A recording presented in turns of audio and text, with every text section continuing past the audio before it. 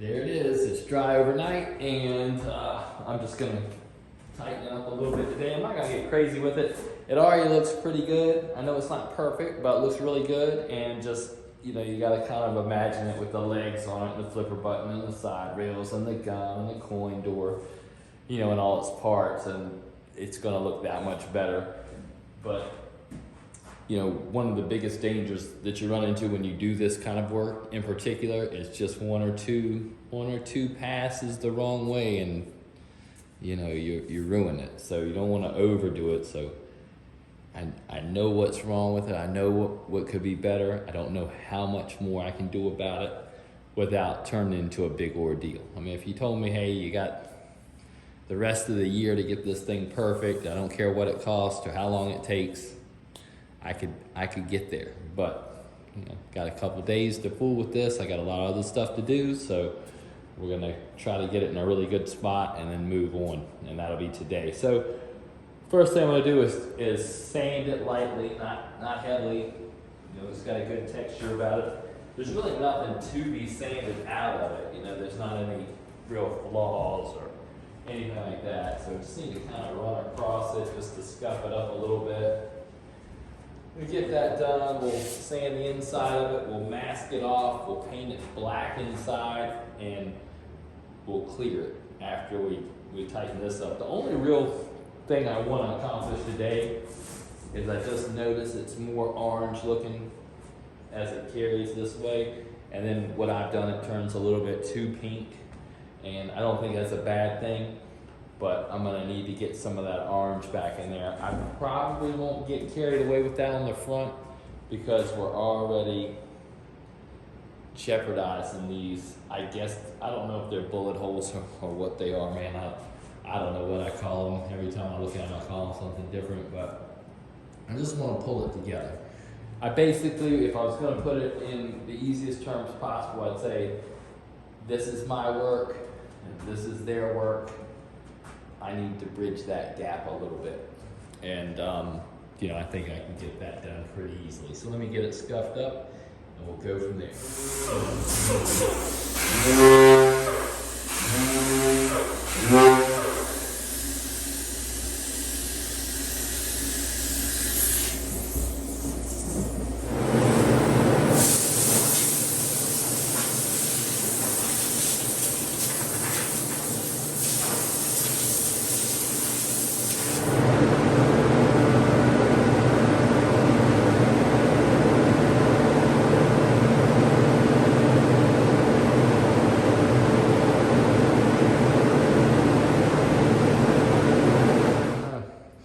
Yesterday, you're just gonna have to watch me go.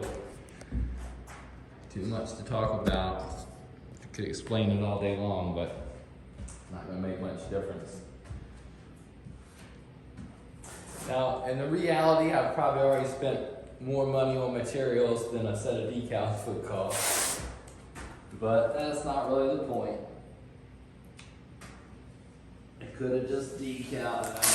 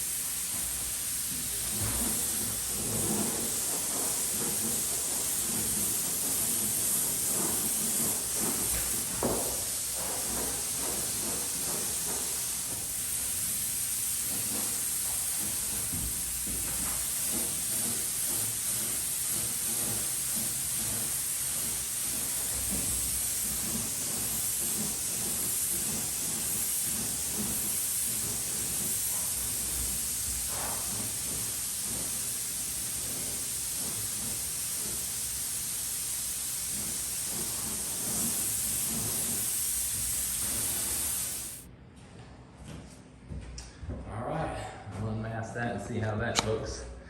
But I think it looks pretty good. I mean, if you look down the side, it carries more naturally down the side than it did before. It's never going to be exact or perfect. Whole different process here, but I think it's going to make pretty nice transitions, especially after I untape it.